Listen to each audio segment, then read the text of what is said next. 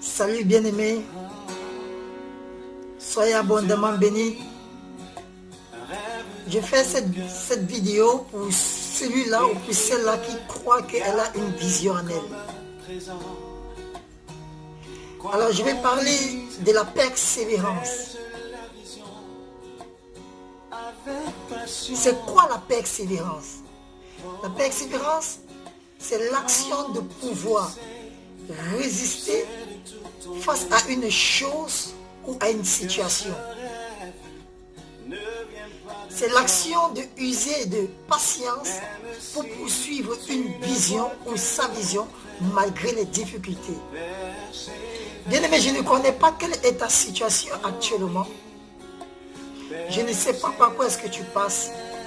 Peut-être tu te trouves dans la fleur de l'âge et tu paniques.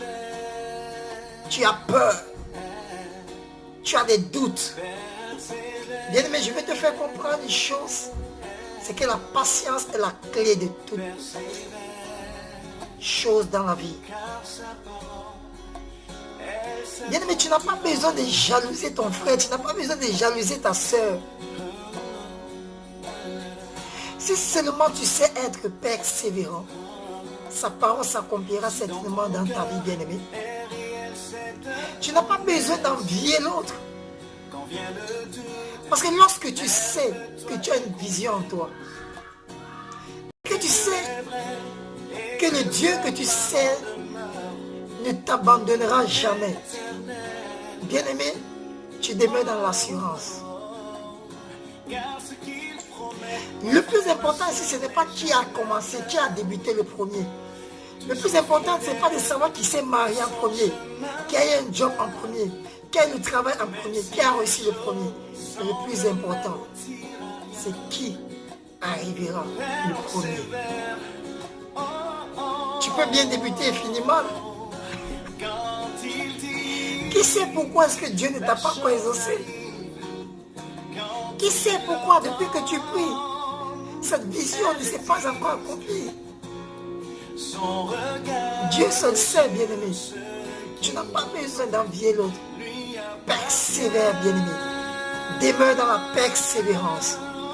Dans cette vision, demeure dans la persévérance. Dans ce projet, demeure dans la persévérance. Dans tes études, demeure dans la persévérance. Quelles que soient tes notes, quel que soit ton niveau d'intellectualisme, quel que soit ton niveau de sagesse, demeure dans la persévérance, car sa parole s'accomplira certainement dans ta vie. Je vais t'inviter à demeurer dans la prière, à ne jamais relâcher, bien-aimé.